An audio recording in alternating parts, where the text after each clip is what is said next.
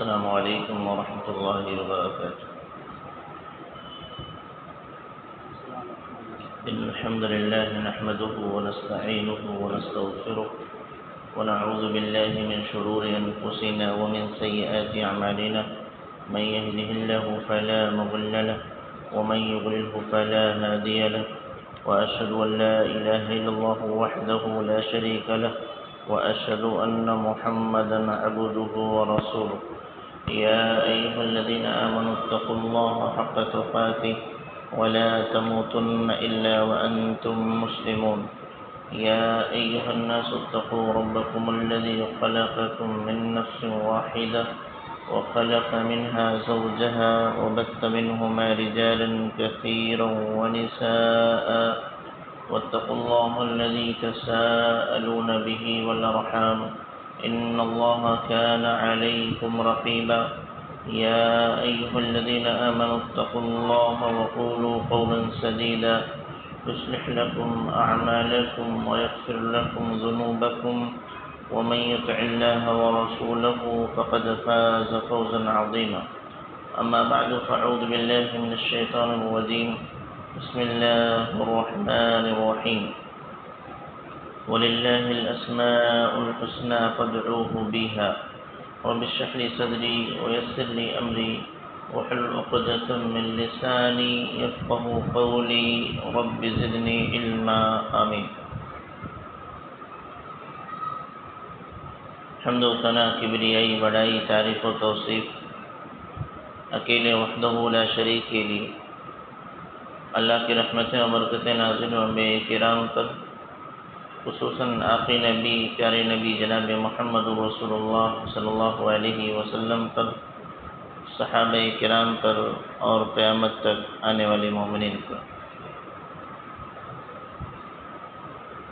حضرات گرامی، درس کا عنوان ہے عہد فاروقی میں قحط سالی. اس موضوع پر گزشتہ ہفتے بھی چند باتیں آپ کے سامنے رکھی گئیں. عمر بن الخطاب اللہ تعالی عنہ کے دور خلافت میں یہ قحط سالی ایک بڑی آزمائش تھی، اور خاص طور سے مدینہ اور اس کے اطراف میں اس کے اثرات زیادہ تھے. بارش بالکل نہ ہونے کی وجہ سے نہ صرف یہ کہ انسانوں کے کھانے اور پینے کے لالے پڑے، جانور بھی بھوکے اور پیاسے رہنے لگے. اس قحط سالی اللہ کی آزمائش سے کیسے نکلا جائے، کیسے کامیابی کے ساتھ ہمکنار ہوا جائے، خود بھی اور اپنی رعایا کو، عوام الناس کو کیسے اس آزمائش کے دور میں ان کی ضروریات کو پورا کرنے کی کوشش کی جائے.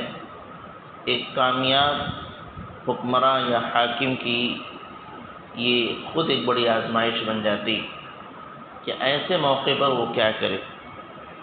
ایک وہ ہوتا ہے کہ خزانہ بھرا ہوا ہے، حکومت چلانا ہے، وہ بڑا آسان ہوتا ہے. لیکن حالات ایسے ہو جائیں کہ انکم کے ذرائع کم سے کم ہونے لگیں، اور پھر آپ کو تمام لوگوں کو لے کے چلنا ہے، سب کی ضروریات کا خیال رکھنا ہے، تو یہ آزمائش ہوتی. عمر بن الخطاب اللہ تعالی عنہ نے اس کے لیے گزشتہ درس میں جو بات آئی وہ یہ کیا، سب سے پہلے اپنے آپ کو اور اپنے گھر والوں کو عوام کے سطح پر لائے. یعنی اگر عوام کو کھانے پینے کی دشواری ہو رہی ہے تو ہم بھی اسی مراحل سے مجھ کو بھی گزرنا ہے، میرے گھر والوں کو بھی گزرنا ہے. آپ کے لیے بہت سارے خوراک و غذا، عمدہ غذا بآسانی مہیا ہو رہی تھی، گھی، گوشت وغیرہ، لیکن انہوں نے اپنے آپ پر اس کو ایک طریقے سے حرام قرار دے لیا کہ جب تک عوام تک یہ چیزیں نہیں پہنچیں گی اللہ رب العالمین جب تک عوام کو یہ چیزیں نہیں پہنچائے گا تب تک ہم بھی ان چیزوں کو نہیں استعمال کریں گے، خود بھی اور اپنے گھر والوں کو بھی اسی کے لیے آمادہ کیا۔ اس کے بعد ایک کام انہوں نے یہ کیا کہ چونکہ ان کی سلطنت کئی علاقوں میں تھی، مصر ہے، یمن ہے، ادھر شام ہے، اور اسی طریقے سے عراق ہے، بغداد، یہ تمام علاقے فتح ہو چکے تھے، تو ان کو لگا کہ جن علاقوں میں قحط سالی نہیں ہے وہاں کے لوگوں کو اس کی جانب متوجہ کیا جائے۔ لہذا آپ نے اپنے گورنر کو آپ نے خطوط لکھے، ان سے سفارش کی کہ وہاں سے غذا اور اسی طریقے سے زندگی گزارنے کے جو سامان ہوتے ہیں جلدی سے مدینہ منورہ روانہ کریں، ورنہ یہاں کے جو حالات ہیں چند دنوں کے بعد حالات کچھ سے کچھ ہو سکتے ہیں۔ چنانچہ اسی قسم کے ایک خط ہے جو عمر بن الخطاب اللہ تعالی عنہ نے مصر کے گورنر عمرو بن عاص اللہ تعالی عنہ کو لکھا تھا، صحابہ رسول ہیں مصر میں، اور آپ نے ان کو ایک خط لکھا من عبد اللہ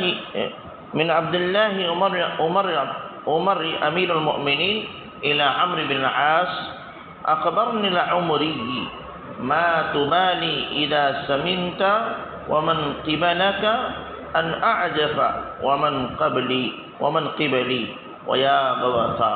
انہوں نے خط لکھا کہ یہ خط اللہ کے ایک بندہ عمر جو لوگوں کا امیر المومنین ہیں ان کی جانب سے ہے، عمرو بن عاص اللہ تعالی عنہ کے لیے، اور اس میں انہوں نے اس طرح کے جملے لکھے کہ تم تو عیش کر رہے ہو، تم اور تمہارے اطراف کے جو لوگ ہیں بڑے آسانی زندگی، آسائش کی زندگی گزار رہے ہیں، اور ہم یہاں پر ہلاکت کے دہانے پر کھڑے ہوئے ہیں۔ کیا تم چاہتے ہو کہ ایک طرف تم لوگ عیش کرو اور یہاں مدینہ کے مسلمان یا امیر المومنین کے ارد گرد رہنے والے لوگ ہلاکت کے دہانے پہ پہنچ جائیں؟ لہذا جلدی سے مدد بھیجو۔ عمرو بن عاص اللہ تعالی عنہ کو جب خط ملتا ہے فوراً وہاں سے جواب لکھتے ہیں، اے امیر المومنین ہم اس کے لیے تیار ہیں، اور ہم اتنی بڑی مدد بھیجنے کے تیار ہیں، اتنا بڑا قافلہ تیار کر رہے ہیں مدد کے لیے کہ اس کا ایک سرا مدینہ منورہ پہنچے گا تو آخری سرا یہ مصر ہوگا، یعنی اتنا لمبا قافلہ ہوگا، اور ہم ہر جانب سے کوشش کریں گے اگر بحری راستے سے، سمندر کے راستے سے بھی ہم مدد پہنچا سکے تو پہنچائیں۔ بہرحال انہوں نے بھیجا۔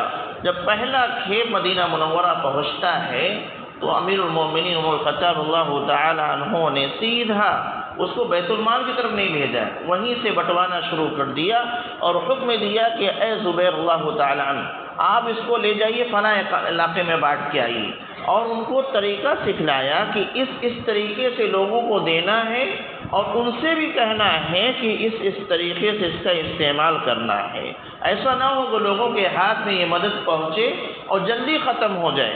لہذا ایک طرف مدد پہنچانے کی تلقین کی کہ اتنا اور اتنا دینا ہے، کہا 2 کپڑے دے دینا اور 1 اونٹ سامان سے لدا ہوا ان کو دے دینا جس میں کھانے پینے کی غذا ہوگی، اور اسی طریقے سے ایک حکم یہ دیا کہ ان کو یہ نصیحت کیجیے گا کہ یہ جو اونٹ ہے یہ سواری کے لیے نہیں ہے، اس کو ذبح کر ڈالیں، ذبح کر کے اس کی چربی نکال لیں اور گوشت سے الگ کر کے چھوٹی چھوٹی بوٹی بنا لیں، اور پھر آٹا میں اس بوٹی کو مکس کر کے یا ملا آٹا میں اس کو ڈال کر کے اس کو ایک کھانا بنائیں جو بعد میں جیسے کو فرائی کر لیں، اس چربی میں اس کو فرائی کر کے رکھ لیں، دھیرے دھیرے کھاتے رہیں۔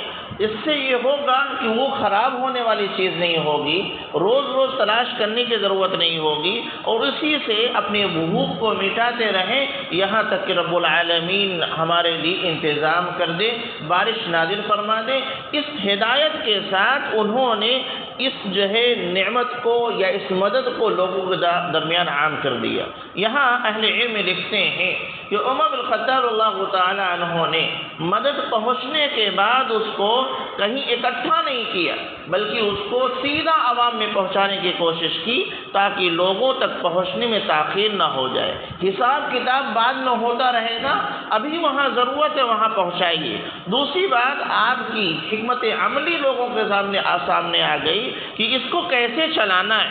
بہت سارے لوگوں کے پاس مدد پہنچتی ہے، لیکن چند دنوں کے بعد پھر دیکھیں وہ آ کے کھڑے ہیں کہ ہمارے پاس کچھ ہے نہیں۔ لہذا مدد دینے کے ساتھ ساتھ یہ نصیحت کی جا رہی ہے کہ اس کا کیسے استعمال کرنا ہے۔ چنانچہ یہ ایک بڑا کام تھا، مدد تقسیم ہوئی، اور اس کے بعد جب اس کو تقسیم کر کے صحابہ رسول واپس آتے ہیں تو عمر بن الخطاب اللہ تعالی عنہ نے انہیں اس خدمت کے لیے کہ لوگوں میں جا کے انہوں نے تقسیم کیا ہے 1000 دینار بطور معاوضہ دینا چاہا کہ 1000 دینار آپ رکھ لیجیے۔ صحابہ رسول کہتے ہیں اے عمر، میں نے یہ کام تمہارے لیے نہیں کیا، میں نے جو چیزیں بانٹی ہیں لوگوں کے درمیان یہ آپ کے لیے میں نے نہیں کیا تھا، میں نے اللہ کے رضا کے لیے کیا تھا، وہ ہمیں انشاءاللہ حاصل ہو جائے گی، ہمیں ان دیناروں کی ضرورت نہیں۔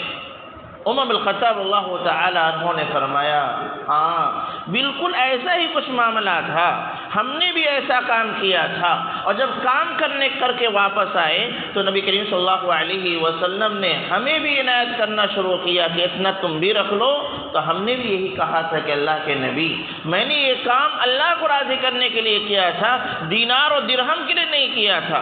لیکن اللہ کے نبی صلی اللہ علیہ وسلم فرمایا کہ اس کو رکھو، اور اس کے بعد جہاں دل کرے وہاں خرچ کر دو، اپنے اوپر خرچ کرنا ہے، اپنے بال بچوں پہ خرچ کرنا ہے، مزید اللہ کے راستے میں خرچ کرنا ہے، یہ تمہاری ملکیت ہے، اس کو اپنے اعتبار سے خرچ کرو۔ لہذا اتنا کہنے کے بعد جب انہوں نے نبی کریم صلی اللہ علیہ وسلم کا حوالہ دے دیا تو صحابہ رسول نے اس کو تسلیم کر لیا۔ اس سے ایک بات یہ بھی معلوم ہوتی ہے کہ دین کے کام کو کرتے ہوئے اگر کوئی شخص اجرت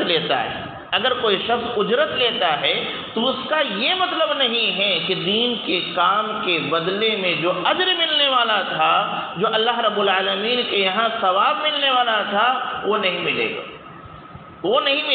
اگر یہ بات ہوتی تو نبی کریم صلی اللہ علیہ وسلم عمر بن الخطاب اللہ تعالی عنہ کو زبردستی نہ تھماتے، اس کو لیجئے۔ کیوں؟ اگر اس کو لینے کی وجہ سے اجر ضائع ہو رہا تھا دین کے کام کرنے کا تو اللہ کے نبی صلی اللہ علیہ وسلم ان کا اجر ضائع نہ کرتے۔ پتہ یہ چلا کہ اگر مناسب اجرت کوئی لیتا ہے یا ان کو حکومت کی جانب سے ملتا ہے، ان کو جو ہے ایک طریقے سے وظیفہ ملتا ہے، تو ایسی صورت میں لینے میں کوئی حرج نہیں ہے، لے لیں، اس کے بعد آپ کی مرضی اپنے اعتبار سے خرچ کیجیے۔ اگر آپ کو لگتا ہے کہ یہ مال بھی اسی میں چلا جائے، اللہ کے راستے میں ہو جائے، تو اپنا لیجیے، اور لینے کے بعد اپنے اعتبار سے جہاں دل کرے خرچ کرے۔ آپ جانتے ہیں کہاں مسکین ہے، کون ہمارا قریبی پریشان حال ہے، کون ہمارے محلے میں ضرورت مند ہے، آپ اپنے اعتبار سے اس کو اللہ کے راستے میں خرچ کر دیں۔ لہذا اس سے پتہ یہ چلا کہ آدمی لے سکتا ہے، اور لینے کے بعد اپنے اوپر خرچ کرے، اپنے بچوں پہ خرچ کرے، یا جہاں دل چاہے وہاں خرچ کرے۔ یہ نبی کریم صلی اللہ علیہ وسلم نے صحابی کو تعلیم دی، اور ایک صحابی نے دوسرے صحابی کو تعلیم دی۔ تو عمر بن الخطاب اللہ تعالی عنہ نے قحط سالی سے نپٹنے کے لیے ان علاقوں سے مدد طلب کی جن علاقوں میں قحط سالی نہیں تھی، اور وہاں سے الحمدللہ مصر کے لوگوں نے، دوسرے علاقے کے لوگوں نے بھیجا، کافی تعاون بھیجا، اور اس طریقے سے مدینہ کے حالات بہتر ہوئے۔ ایک اور کام کیا، اور وہ کام بہت اہم ہے۔ وہ کام یہ کیا تھا دعا کا اہتمام۔ قحط سالی ختم ہو جائے، بارش کا نزول ہو جائے، اس کے لیے آپ نے دعا کا اہتمام کیا، جس کو ہم استسقاء کی نماز کہتے ہیں۔ استسقاء کی نماز پڑھ کے دعائیں کی جاتی ہیں کہ بارش کا نزول۔ وہاں ایک مسئلہ ہے، اس کو میں ذرا ہائی لائٹ کرنا چاہتا ہوں۔ اللہ کے نبی صلی اللہ علیہ وسلم کے دور میں قحط سالی کا کبھی موقع آیا تو آپ نے استسقاء کی نماز پڑھی اور دعائیں کی، اللہ رب العالمین نے بارش نازل فرمائی، یا بغیر استسقاء کی نماز پڑھے بھی آپ نے دعا کی، بارش اللہ رب العالمین نے بارش نازل فرما دی۔ یہ کئی مرتبہ ہوا ہے۔ اب نبی کریم صلی اللہ علیہ وسلم باحیات نہیں، یہ صحابہ اکرام کا عقیدہ تھا۔ تو اپنے میں سے تلاشنے لگے کوئی ایسا ملے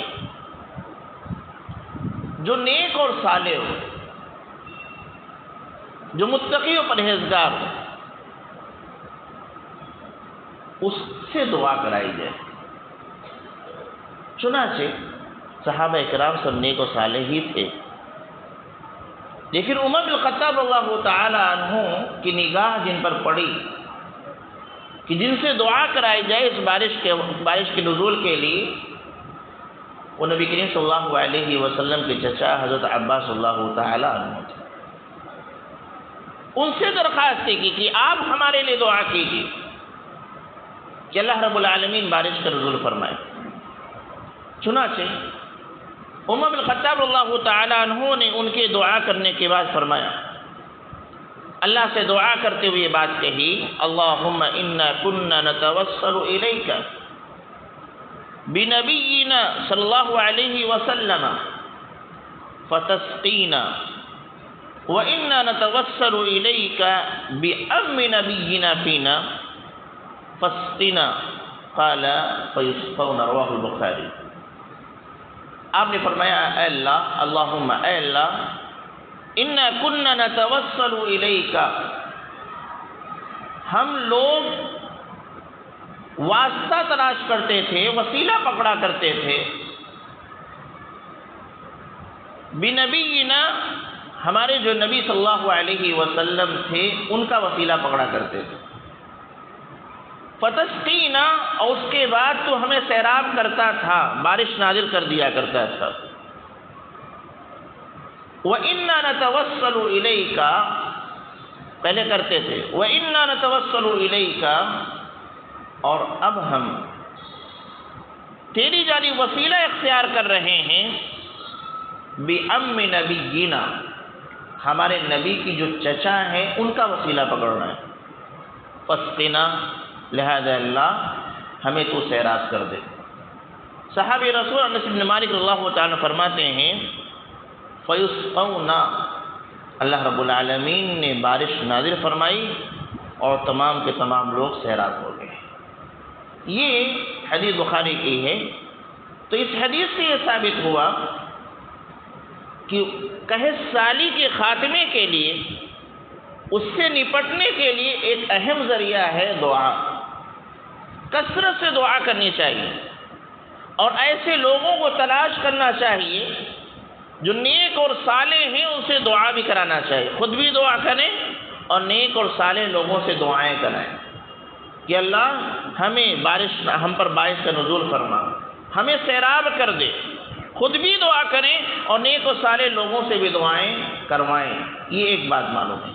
دوسری بات یہ ہے کہ اللہ رب العالمین اس طریقے سے دعاؤں کو سنتا ہے، نیک اور صالح لوگوں کی دعاؤں کو سنتا ہے اور ان کے عوض ان لوگوں کو بھی سیراب کر دیتا ہے، عطا کر دیتا ہے جو نیک و صالح نہ ہوں، جو نیک و صالح نہ ہوں، ان نیک و صالح لوگوں کی وجہ سے ان کو بھی اللہ رب العالمین عنایت فرماتا ہے۔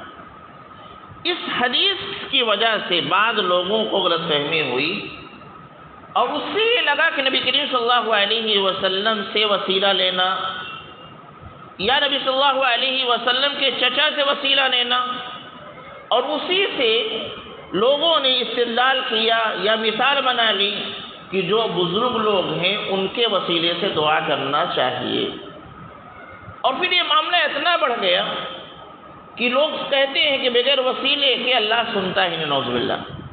یہ ایک مسئلہ ہے اور اس حدیث کو بھی بعض لوگ پیش کرتے ہیں، اس لیے میں نے اس کو پورا کوٹ کیا کہ عمر بن الخطاب اللہ تعالی عنہ نے کیا کہا۔ تو انہوں نے کہا تھا، اے اللہ ہم لوگ اس سے پہلے اپنے نبی کے ذریعہ سے تیرے جناب میں وسیلہ اختیار کرتے تھے، دعائیں کروایا کرتے تھے، اور اب ہم جو ہے آپ صلی اللہ علیہ وسلم کے چچا کا وسیلہ پکڑ کر تجھ سے دعا کر رہے ہیں، تو جس طریقے سے نبی کے وسیلے سے تو ہمیں سیراب کرتا تھا اسی طریقے سے آج بھی ہمیں سیراب کر دے۔ یہ پورا مفہوم ہے۔ سوال یہ ہے کہ اولاً ہم یہ سمجھیں کہ وسیلہ ہے کیا۔ وسیلہ جو عام طور پر لوگ اختیار کرتے ہیں کہ اللہ سے دعا کرنا ہے تو کسی نہ کسی کے واسطے سے دعا کیا جائے، یعنی اللہ سے مانگنا ہے لیکن کسی کا حوالہ دے کر کے۔ شریعت میں وسیلہ کی کچھ قسمیں ہیں جو جائز ہیں، جن کو شرعی وسیلہ کہا جاتا ہے، کہ جب ہم دعا کریں تو ان چیزوں کا واسطہ دے کر کے اللہ سے دعا کریں۔ نبی کریم صلی اللہ علیہ وسلم سے ثابت ہے، قرآن کریم میں بھی بعض چیزیں ذکر ہیں۔ وہ 3 چیزیں ہیں، اس کی حفاظت کیجیے گا۔ وہ 3 چیزیں ہیں کہ جن کے ذریعہ سے، جن کے واسطے سے، جن کا حوالہ دیتے ہوئے، جن کا وسیلہ اختیار کرتے ہوئے اللہ سے دعا کرنا ثابت ہے اور کرنا چاہیے۔ وہ 3 چیزوں میں سے پہلی چیز یہ ہے وَلِلَّهِ الْأَسْمَاءُ الْحُسْنَى فَادْعُوهُ بِهَا۔ پہلی چیز اللہ کے جو اچھے اچھے نام ہیں ان کے واسطے سے دعا کرنا۔ مثلا کہنے اللہ تو رحمان ہے، ہم پر رحم فرما دے۔ اے اللہ تو غفار ہے، ہم کو بخش دے۔ یا اللہ تو رزاق ہے، رزق دینے والا ہے، تو ہمیں رزق دے دے۔ اس طریقے سے یا اللہ تو شافی ہے، شفا دینے والا ہے، مجھے شفا دے دے۔ تو اللہ کے ناموں کا واسطہ دے کر کے اللہ سے دعا کرنا یہ ثابت ہے۔ اسی کا ذکر اللہ رب العالمین نے فرمایا وَلِلَّهِ الْأَسْمَاءُ الْحُسْنَى فَادْعُوهُ بِهَا۔ اللہ کے چند اچھے اچھے نام ہیں، لہذا ان کے ذریعہ سے، ان کے واسطے سے، ان کے وسیلے سے دعا کیجیے۔ پیارے نبی جناب محمد رسول اللہ صلی اللہ علیہ وسلم کی بے شمار دعائیں ہیں، ان کو جب ہم پڑھتے ہیں تو اس میں دکھتا ہے کہ دیکھیے اللہ کے نبی نے اللہ رب العالمین کے نام کا واسطہ دے کر کے اللہ رب العالمین سے دعا کی ہے۔ مثلا ایک دعا میں آپ کے سامنے رکھتا ہوں، لیلۃ القدر کی جو دعا ہے، لیلۃ القدر میں جو پڑھی جاتی ہے کیا ہے؟ اللہم انک عفو تحب العفو فاعف عنی۔ اس دعا کا ترجمہ یہ ہے کہ اللہ تو معاف کرنے والا ہے، تحب العفو، تجھے معاف کرنا پسند بھی، لہذا فاعف عنی، اللہ تو مجھے معاف کر دے۔ اس دعا کے اندر جو پہلا آیا اللہم انک عفو، اللہ تو معاف کرنے والا ہے، یہی ہے اللہ رب العالمین کی صفت کہ اللہ معاف کرنے والا ہے۔ اس دعا میں نبی کریم صلی اللہ علیہ وسلم نے سکھلایا ہے کہ ہمیں اللہ سے مانگنا کیا ہے کہ اللہ ہم کو معاف کر دے، اللہ ہمیں بخش دے، یہی مانگنا ہے۔ اس کے لیے شروعات کہاں سے ہو رہی ہے کہ اللہ تو معاف کرنے والا ہے، لہذا مجھے معاف فرما دے۔ تو اللہ کے نام سے، اللہ کے صفات کے حوالہ دے کر کے دعا کرنا یا وسیلہ بنا کر کے دعا کرنا یہ درست ہیں۔ اللہ رب العالمین نے قرآن حکیم میں اسی کا ذکر فرمایا وَلِلَّهِ الْأَسْمَاءُ الْحُسْنَى فَادْعُوهُ بِهَا۔ دوسری چیز جس کے ذریعہ سے، جس کو ہم وسیلہ بنا کر کے اللہ سے دعا کریں، وہ ہے خود بندے کے نیک اعمال۔ ہماری زندگی میں بہت سارے ایسے مواقع آتے ہیں کہ الحمدللہ ہم نیک عمل کرتے ہیں، خالص اللہ کی رضا کے لیے کرتے ہیں، کسی اور کو دکھانا مقصود نہیں، کوئی دنیاوی مقصد نہیں، صرف اللہ کو راضی کرنے کے لیے ہم وہ کام کرتے ہیں۔ اور ہر شخص کے یہاں اس طرح کے اعمال ہوا کرتے ہیں، تو اس کا واسطہ دے کر کے اللہ سے دعا کریں کہ اللہ تیری رضا کے لیے میں نے یہ کام کیا ہے، اس عمل کا وسیلہ بنا کر میں دعا کرتا ہوں کہ مجھے یہ دے دے یا میری یہ پریشانی دور کر دے۔ اس کی دلیل کیا ہے؟ اس کی دلیل بخاری مسلم کی ایک روایت ہے جس میں بنی اسرائیل کے 3 لوگ ایک غار میں پھنس جاتے ہیں، بارش ہو رہی ہے، طوفان آیا، وہ لوگ غار میں چھپے، اوپر سے ایک بڑا سا پتھر لڑک کر کے غار کے دہانے کو بند کر دیا۔ اب وہ ڈھکیل نہیں، کھل نہیں رہا ہے کیونکہ غار ایسے ہی ہوا کرتی۔ تو لوگوں نے کہا کہ ہمارے نکلنے کے، نجات کا ایک ہی راستہ ہے کہ اللہ سے دعا کریں، اور دعا کرتے وقت ہر شخص اپنی زندگی کا جو سب سے خالص کام ہے، جو سب سے نیک اور صالح کام اللہ کی رضا کے لیے اس نے کیا ہے، اس کا حوالہ دے کر کے دعا کرے۔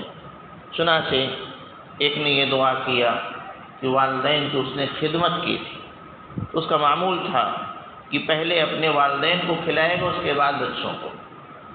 ایک رات بکریاں چرانے میں تاخیر ہو گئی، گھر پہنچے والدین سو گئے، والدین سو گئے ہیں، بچے جاگ رہے ہیں، بھوکے پیاسے ہیں، لیکن اس بندے نے گوارا نہیں کیا کہ پہلے اپنے بچوں کو کھلا دیں، اور یہ بھی گوارا نہیں کیا کہ والدین کو اٹھا دے، انتظار کرتا رہا۔ جب والدین خود سے اٹھے تو پہلے ان کو پیش کیا پیالہ، اس کے بعد اپنے بچوں کو کہا اللہ یہ کام صرف تیری رضا کے لیے میں نے کیا تھا، اس کے واسطے سے میں دعا کرتا ہوں کہ اللہ اس مصیبت سے نجات دے دے۔ چٹان خود بخود تھوڑی کھسک جاتی۔ ایسے دوسرے نے ایک غلط کام کا مکمل ارادہ کر لیا اور تمام مواقع موجود تھے، کوئی روک ٹوک نہیں تھی، اسی میں کہ کوئی کہتا اتق اللہ، اللہ سے ڈرو، اس غلط کام کو کرنے کے قریب پہنچ کر کے بھی اللہ سے ڈرنے کی جہاں آواز آتی ہے وہ فٹ سے کھڑے ہو جاتے، کہتے ہیں اللہ یہ اٹھ جانا، اس گندگی کو چھوڑ دینا، اس غلط کام کو چھوڑ دینا صرف تیری وجہ سے تھا، وہاں کوئی اور رکاوٹ نہیں تھی۔ اے اللہ یہ کام تیری رضا کے لیے میں نے کیا تھا، اس لیے اس مصیبت سے ہمیں نجات دے دے۔ ایک اور 3 لوگ رہتے ہیں، وہ ذکر کرتے ہیں کہ ہمارے یہاں ایک مزدور کام کرتا تھا، وہ اپنی مزدوری لیا کرتا تھا کہ اچانک کسی وجہ سے غائب ہو گیا، اس کی مزدوری میرے پاس رہ گئی، میں اس کی مزدوری کو الگ کر کے جس طریقے سے اپنے کاروبار کو بڑھا رہا تھا، اس کی مزدوری کی بھی میں تجارت کر رہا تھا، اور وہ بھی بڑھتا رہا۔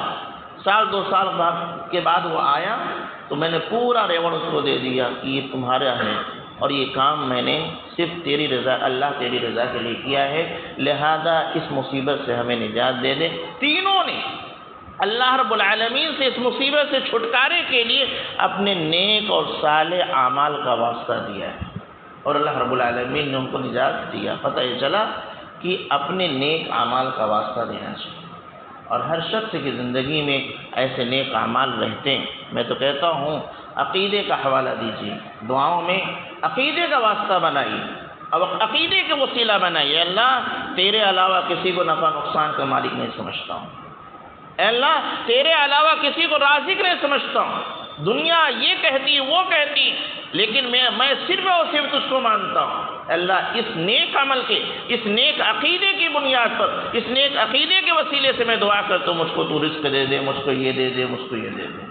تو کتنی چیزیں ہو گئی؟ 2 چیزیں، ایک اللہ کے نام کا وسیلہ، اور دوسرا نیک اعمال کا وسیلہ، کہ جو ہم نے اللہ کے لیے کیا ہے اس کو وسیلہ بنا کر کے اللہ سے دعا کرنا کہ اللہ مجھے یہ دے دے۔ تیسری چیز جس کو وسیلہ بنایا جا سکتا ہے وہ یہ ہے کہ نیک اور صالح لوگوں سے دعا کروانا، کہ اللہ دعا کروانا، کسی سے درخواست کرنا کہ میرے لیے دعا کر دیجیے کہ میں ٹھیک ہو جاؤں، میں ترقی کر جاؤں، میں صحت یاب ہو جاؤں، وغیرہ وغیرہ۔ تو کسی نیک اور صالح سے دعا کروانا یہ ثابت ہے۔ نبی کریم جناب محمد رسول اللہ صلی اللہ علیہ وسلم کی زندگی میں صحابہ کرام نبی صلی اللہ علیہ وسلم سے دعا کروا لیا کرتے تھے۔ یا اسی طریقے سے یہ واقعہ جو آیا، عمر بن الخطاب اللہ تعالی عنہ نے حضرت عباس اللہ تعالی عنہ سے دعا کروائی۔ تو یہ 3 ذرائع ہیں جن کو وسیلہ بنا کر کے ہم اللہ سے دعا کر سکتے ہیں، اس کے علاوہ کوئی اور نہیں۔ اب اگر کوئی شخص کسی کی ذات کا وسیلہ بناتا ہے کہ اللہ میں فلاں کے واسطے سے، فلاں بابا کے واسطے سے، فلاں پیر کے واسطے سے، فلاں شخص کے واسطے سے، وہ زندہ ہو یا مردہ ہو، کسی کا بھی واسطہ، ذات کا واسطہ نہیں دے سکتا۔ ہاں اگر زندہ ہے تو دعا کروا سکتا ہے، لیکن کوئی نیک و صالح اس کا حوالہ دے کہ اللہ میں فلاں کا بیٹا ہوں، وہ اتنے نیک و صالح ہیں لہذا میری ضرورت پوری کر دو، ایسا نہیں ہوگا۔ سیدھا معاملہ، دعا کروا سکتے ہیں، ان کی ذات کا واسطہ نہیں دے سکتے۔ اب جب ذات کا واسطہ نہیں دے سکتے ہیں تو اب جو بقیہ لوگ ہیں ان کو وسیلہ بنائیں، ان کو وسیلہ بنائیں، ان کو وسیلہ بنائیں، ان کو بھی واسطہ اور وسیلہ نہیں بنا سکتے۔ اس واقعے سے یہی ثابت ہو رہا ہے کہ صحابہ کرام کا عقیدہ یہ تھا کہ جب تک نبی کریم صلی اللہ علیہ وسلم باحیات تھے تب تک آپ سے ان لوگوں نے دعا کروائی ہے، لیکن جب آپ کا انتقال ہو گیا تو آپ نے ان سے نہیں دعا کروائی، نبی کریم صلی اللہ علیہ وسلم سے دعا نہیں کرائی، نبی کریم صلی اللہ علیہ وسلم کا وسیلہ نہیں پکڑا، بلکہ آپ کے چچا کو سامنے لائے اور ان کا وسیلہ پکڑا اور ان کے ذریعہ سے دعا کروائی ہے۔ لہذا اگر کوئی شخص کہتا ہے کہ نبی کریم صلی اللہ علیہ وسلم، یہ بھی ایک مسئلہ ہے کہ لوگ دعا کریں گے کہ اللہ کے نبی صلی اللہ علیہ وسلم کے صدقے طفیل میں میری دعا کو قبول فرما، یہ عام سی بات ہو گئی، عام سی بات ہو گئی۔ لوگ نبی کریم صلی اللہ علیہ وسلم کے صدقے و طفیل میں واسطے سے دعا کی قبولیت کی بات کرتے ہیں۔ اگر یہ سچ ہوتا، اگر یہ درست ہوتا تو صحابہ کرام عمر بن الخطاب رضی اللہ تعالیٰ عنہ اس واقعے میں بھی یہی کہتے کہ اللہ نبی صلی اللہ علیہ وسلم کے واسطے سے میں دعا کرتا ہوں، لیکن انہوں نے کہا اللہ کے انا كنا نتوسل الیک بنبینا، ہم لوگ اس سے پہلے اپنے نبی کے واسطے سے وہ دعا کیا کرتے تھے، لیکن اب بعم نبینا فینا، ہمارے درمیان نبی کریم صلی اللہ علیہ وسلم کے چچا ہیں، ان کے واسطے سے ہم دعا کرتے ہیں۔ لہذا اگر یہ عقیدہ بن جائے کہ وہ نبی کریم صلی اللہ علیہ وسلم سے دعا کا واسطہ بنایا جا سکتا ہے، وسیلہ پکڑا جا سکتا ہے، آپ کے انتقال کے بعد بھی پکڑا جاتا ہے، تو ایسی صورت میں کبھی بھی صحابہ کرام اتنی بڑی گستاخی نہ کرتے کہ نبی کریم صلی اللہ علیہ وسلم وہیں مدفون ہیں، ان کو چھوڑ کر کے آپ کے چچا کے وسیلہ بنائیں، ان سے دعا کروائیں، ایسا نہیں ہونے والا ہے۔ اس لیے کہ نبی کریم صلی اللہ علیہ وسلم نے یہی سکھلایا ہے کہ انسان کی زندگی دنیاوی زندگی ایک زندگی ہے، اور انسان کی زندگی دنیاوی زندگی کے بعد ایک دوسری زندگی شروع ہوتی ہے، وہاں کا یہاں کا معاملہ کنیکشن ختم ہو جاتا ہے، اتنا ہی جتنا رب العالمین اس کو جوڑے، جتنا سنوائے، جتنا پہنچائے، اتنا ہی ہو سکتا ہے۔ لہذا وسیلہ جو غیروں کے نام کا ہوتا ہے، جو کسی کی ذات کا نام ہوتا ہے، جو کسی مردے کے نام سے ہوتا ہے، کسی فنا کے نام سے ہوتا ہے، میرے بھائی میرا عزیز، اس طرح کا کوئی وسیلہ، کوئی واسطہ دے کر کے اللہ رب العالمین سے دعا کرنا نبی کریم صلی اللہ علیہ وسلم سے ثابت نہیں ہے، صحابہ کرام سے ثابت نہیں ہے۔ اس واقعے کو پیش کرنے کا اصل مقصد میرا یہی تھا کہ اس وسیلے کے مسئلے کو ہم سمجھیں کہ ہم اللہ سے دعا کریں، واسطہ دیں، یہ ثابت ہے، لیکن جو تین چیزیں ہیں بس اسی کا واسطہ دینا ہے، اس کے علاوہ کوئی اور واسطہ نہیں۔ اب اس موقع پر بہت سارے لوگ تقریریں کرتے ہیں، بیانات آتے ہیں، وکیل ہیں، جج ہیں اور کیا کیا ہے، چھت ہے، سیڑھی ہے، اس طرح کی مثالیں پیش کرتے ہیں۔ میرے بھائیوں میرے عزیزوں، وہ تمام چیزیں ہنسی مذاق تو ہو سکتی ہے، وہ ہنسی مذاق تو ہو سکتی ہے، لیکن وہ دین نہیں ہو سکتی، وہ شریعت نہیں ہو سکتی۔ شریعت وہی ہے جو اللہ نے کہا، شریعت وہی ہے جو نبی کریم صلی اللہ علیہ وسلم نے فرمایا، شریعت وہی ہے جو صحابہ کرام نے عمل کر کے دکھلا دیا ہے۔ لہذا یہ مثال ہمارے سامنے موجود ہے کہ وسیلہ کس سے پکڑا جا سکتا ہے، کس کا اختیار کیا جا سکتا ہے، اللہ کے ناموں کا، اللہ اپنے نیک اعمال کا اور نیک و صالح لوگوں کے دعاؤں کا۔ الہ نے کہنے سنو مقدر توفیق دے، ہم تمام کو صحیح سچا دین عنایت فرما، نبی کریم جناب محمد رسول اللہ صلی اللہ علیہ وسلم اور صحابہ کرام کے نقش قدم پر چلنے والا بنا، آپ کی اتباع کرنے والا بنا، ہمارا عقیدہ کی اصلاح فرما، ہمارے ہر عمل کو عمل صالح بنا، اس کو تو قبول فرما، آمین تقبل رب العالمین۔ السلام علیکم و رحمۃ اللہ وبرکاتہ۔